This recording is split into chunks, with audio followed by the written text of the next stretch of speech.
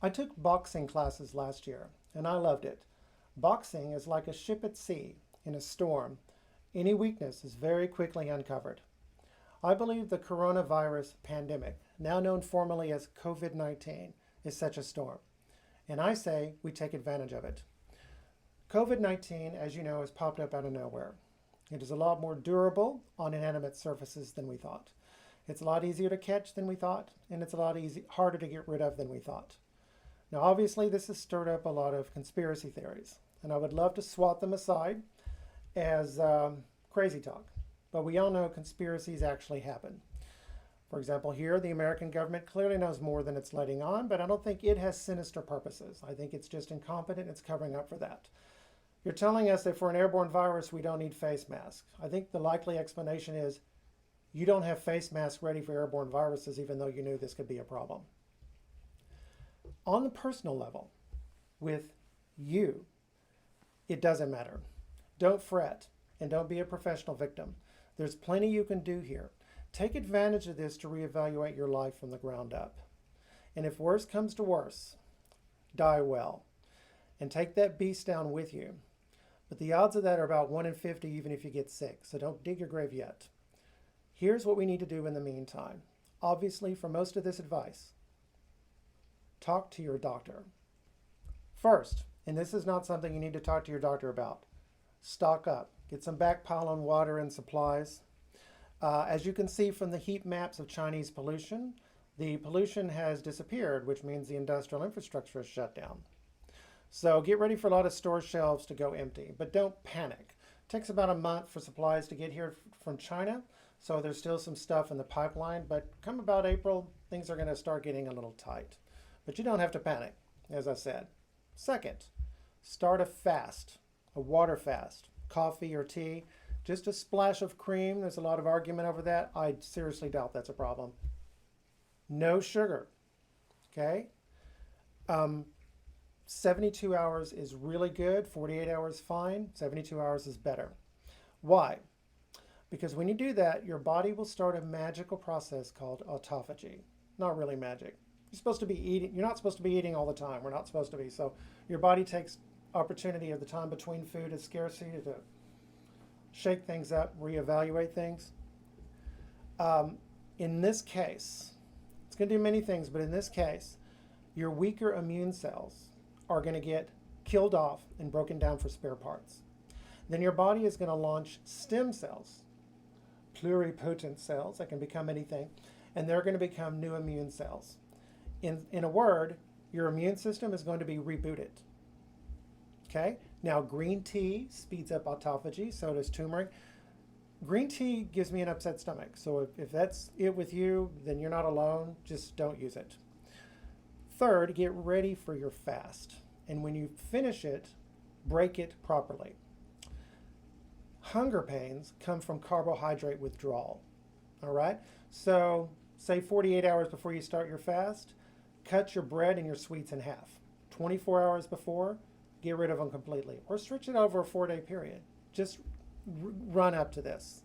During the entire prep period leading into this, break up your eating schedule. Mix things up a bit. You're going to have waves of hunger to ride through. You had a eating schedule, and your body knows that.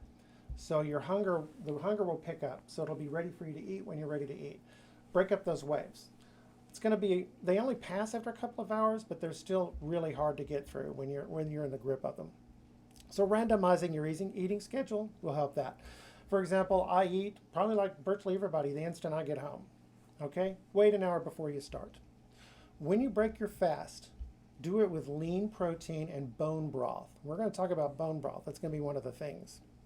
Stay away from carbs when you're breaking the fast. Probably fats as well, but it's not as big a deal. Stay away from carbs when you're breaking the fast. 2 hours later, go ahead and eat with an eating schedule if you want carbs and fast. Now, most of these steps will take weeks to have an impact on your health. 2, 3, 4 days of prep, 3 days of fasting, that's a week. The virus is not what's killing people. The virus is scarring up the lungs. I don't think it's killing people, but what's really going on for most people is it's scarring up the lungs and you're getting secondary opportunistic infections.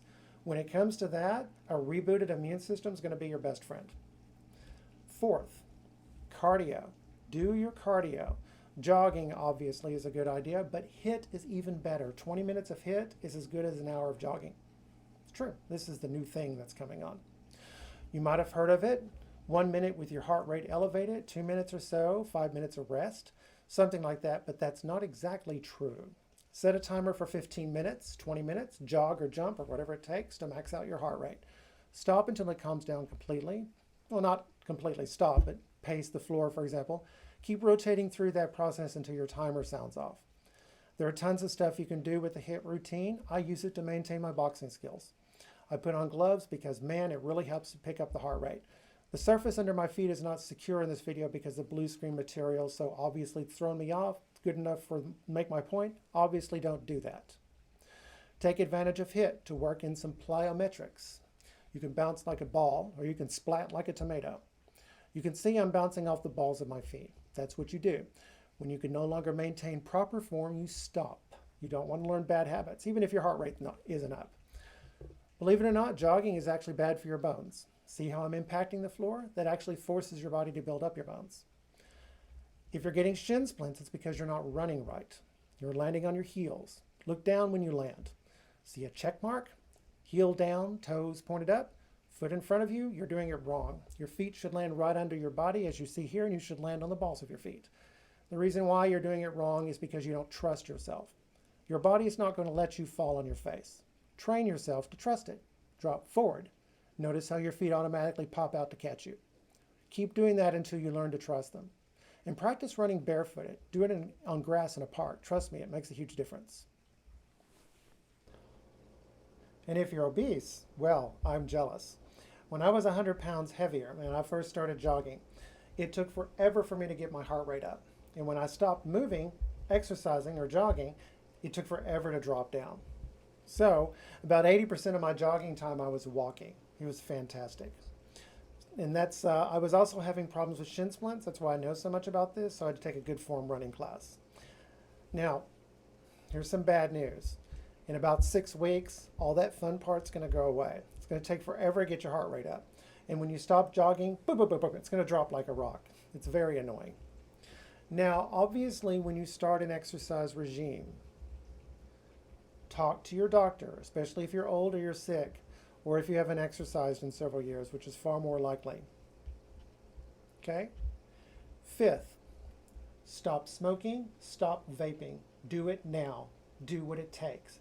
Chantix, nicotine patches. Have your friend tie you up to your doghouse in the backyard. This is a respiratory disease and it is here now. Here's the most excellent news. Your lungs want to heal themselves. You just have to get out of their way. You throw in HIIT and they will heal amazingly fast. Do it now. Now, now, now. Don't wait. 6, get some sleep. At least 6 hours a night. Let your body heal itself. Let your brain fix itself. It repairs itself. Now think about it. What happens after you do house repairs or you fix a road or whatever? You have a mess, right? You got to clear out the mess. After about 5 hours, your brain will pulse through. Spinal fluid will literally wash itself. You'll literally brainwash yourself. But that's after like 5 hours. A minimum of 6 hours, get your sleep. Okay? 7th, especially when you get off that fast. Take advantage of that. Cut back your carbs. You don't have to get rid of them completely. You don't have to go keto, but do cut them back. Replace them with more healthy fats like avocado oil or olive oil, grass-fed butter. Eat lettuce wraps instead of tacos. If you're like most Americans, insulin resistance is literally killing you, and it's dragging down your immune system while it's at it. Again, this is going to be a problem with immunity here, so don't tie your hands behind your back metabolically. 8th and finally, bone broth. I use a brand called Bonafide Provisions. It's in the frozen section. It's grass-fed and pasture-raised. There's here in Dallas as of this taping. I like the selection at Whole Foods better than Central Market. I know that kind of stuff is more expensive, but pasture-raised eggs and pasture-raised bone broth, in absolute terms, don't cost a lot more than the real thing. If you have a Costco membership or have a friend who does, You can get a 24 pack of pasture-raised eggs.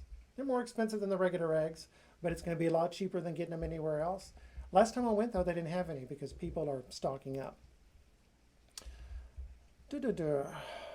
Now, for meat itself, you'll pay a lot more. Just do what you can. Every little bit helps. Anything you get with buffalo or bison is going to have what you need anyway for the pasture raised, because by law, it's supposed to be raised like a wild animal. Okay? Bone broth has a lot of collagen, and a lot of it. Ironically, if bone broth has any calcium, and it has very little, it gets it from the vegetables that the bones are cooked with. Again, that's very strange. Now, bone broth, that's important. There's different kinds of broth. It's cooked about 15 to 20 hours, is essential if you're going to start an exercise regime. Your body can use it to build new cartilage, repair tendons. Yes, build cartilage. One woman who makes it online talks about her husband when they were courting. He was in high school. He had a knee injury from football. He had no cartilage. He would make noise. It was funny. Well, when you get older, it's not so funny anymore. He grew the cartilage back with his bone broth. You're going to get stressed in a workout, so give your body what it needs. Your body will take care of itself. Once again, consult your doctor. Very important. Broken bones heal a lot faster. Obviously, not because of the calcium, it's because of the collagen. Collagen makes up about 20% of your bones. The bones use collagen to build the infrastructure. It will bring in calcium and weave it in with that collagen. Now, the soft tissue that you hear about that they're recovering from dinosaurs, that's collagen. It's also amazing for your hair and your nails and your skin, so you can use it to stay beautiful. I just know it's going to give me my hair back. I just know it. Remember me talking about good fats? Stir in a little pasture-raised butter. It's going to really bring it to life, trust me. Boom. Bone broth will also help you sleep better. Oh boy, 2 birds with 1 stone. It's a whole flock of birds with 1 stone, baby. Oh yeah. And that's it. Stuff you should be doing anyway. But you can get it going on here. The more people who do this, the tougher it's going to be for COVID-19 to get around. And if you do this, you're going to be too busy to worry about the disease or worry about anything else. We tend to fret too much about things we can't do anything about. And you'll be having too much fun. I know it's easier said than done, especially with the fasting and getting rid of the smoking. God bless you. God be with you. Do it with friends, because misery loves company. You can make them miserable. And that's fun too, isn't it? Trust me, once you start living like this, you're going to want to keep it going. I hope this has been helpful.